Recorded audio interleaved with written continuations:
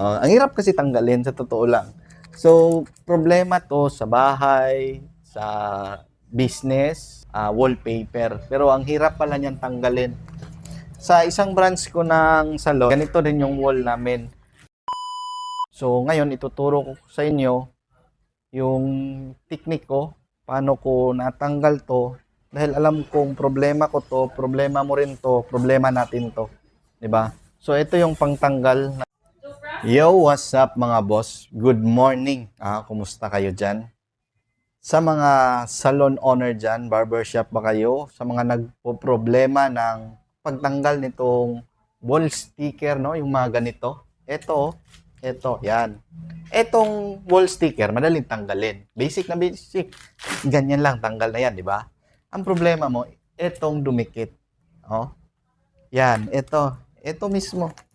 Kasi, kahit dilaan mo pa yan, lawayan mo yan, na wag naman, hindi mo pa rin matatanggal yan. So, bibigyan kita ngayon ng napakabangis na solusyon kung paano ito matatanggal. Ha? Ready ka na? Handa ka na? Comment ka muna kung ready ka na. Hindi na pala to live, sorry. So, unang-una, ang ginamit ko ditong technique, kinuskos ko gamit yung kuko ng tauhan namin. So, wala pang 5 minuto, tanggal na yung kanyang kuko. Ang hirap kasi tanggalin sa totoo lang. So, problema to sa bahay, sa business, no, sa wall kasi pag lagyan natin ng pang design, 'di ba? So, kailangan natin ng mga wallpaper. Pero ang hirap pala niyan tanggalin. Sa isang branch ko ng salon sa may Zell Salon, Digos branch, Lapu-Lapu extension, ganito din yung wall namin. Hindi kami makapagpintura dahil sa problemang ito. Kasi nga, hirap nga tanggalin. So, bibigyan kita ngayon ng problema, ng solusyon kung paano to matanggal. So, una, tanggalin nyo tong wall paper. So, una kong ginawa, bumili ako ng paint remover.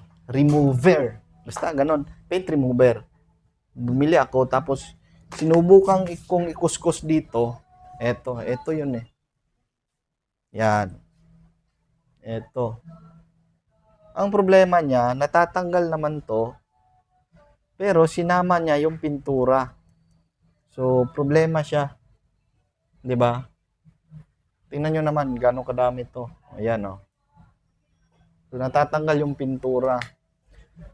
Ang ginawa kong solusyon pangalawa, paint thinner. Sinubukan ko, bumili rin ako ng isang bote.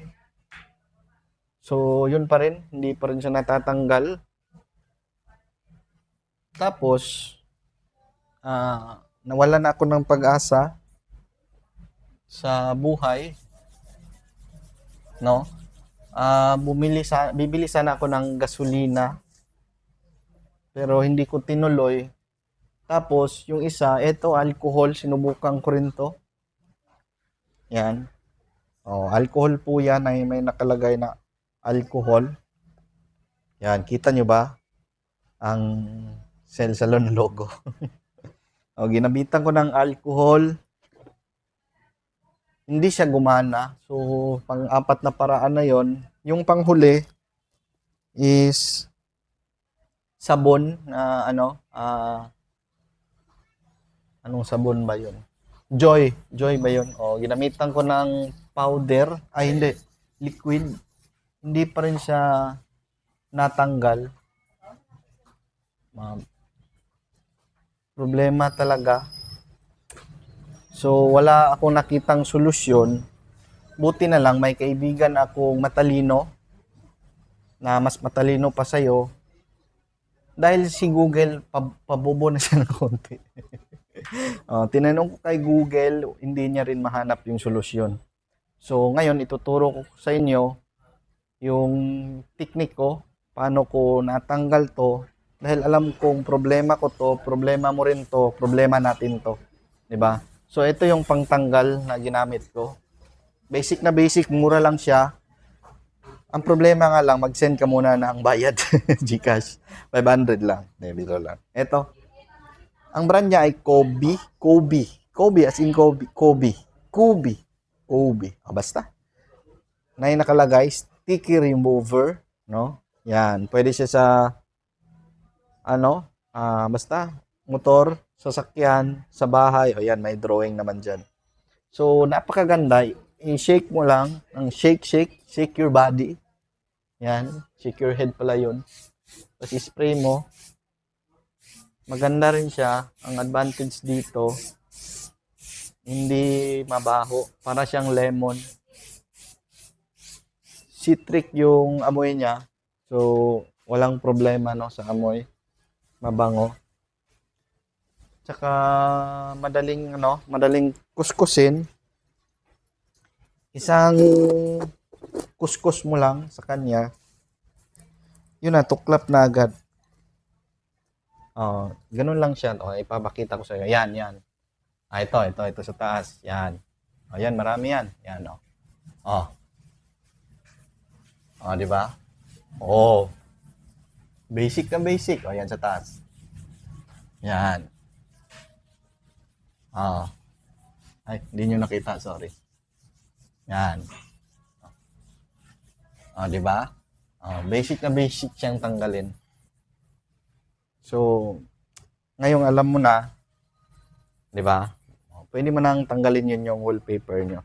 Kasi ang bala ko dito, mag-opening nga pala ang Zell Salon Branch 4 ngayong June 8. Ipapaayos ko sana to, renovation, fully renovation namin. Lalagyan ko to ng WPC, tapos ito sa may harapan, tatanggalin ko to. Kaya ko to hindi tinanggal dahil wala pa akong solusyon na nakikita. Pero ngayon, meron na. Tatanggalin na natin to. At doon, papagandahin pa natin. Lagyan natin ng tsaka itong counter. Papagandahin natin to syempre. Meron tayong standard na itsura ng ating salon business. So, yan lang. Pinakita ko na sa inyo. Tandaan nyo to Kobe pala, sorry. Aso pala yun si Kobe. Kobe sticky remover. Magagamit nyo sa wall, sa sasakyan, sa motor nyo. Lalo na sa mga salon business dyan, barbershop business. Ito, bilhin nyo lang para maayos nyo na yung wall ng negosyo nyo. Para naman kung gusto nyo mag-renovate, basic na basic, di ba? So, yan lang ngayong araw na to. At kung gusto nyo matuto sa pagpapalaki ng salon business, dahil ang negosyo natin ay salon, pangmalakasang salon, Zell Salon. At meron tayong 4 na branch, wala pang 4 na taon. Magpo 4 years tayo ngayong November. Kaya kung gusto nyo matuto, mga technique natin at sikreto, paano magpalaki na may nakikita syempre. No? At maganda yung serbisyo at quality. Pati at tatrabahuin natin. Pati sistema ng negosyo. Follow nyo ako, Jeff 5. Like na rin, share nyo para maraming matuto. Bye-bye. Trabaho pa tayo.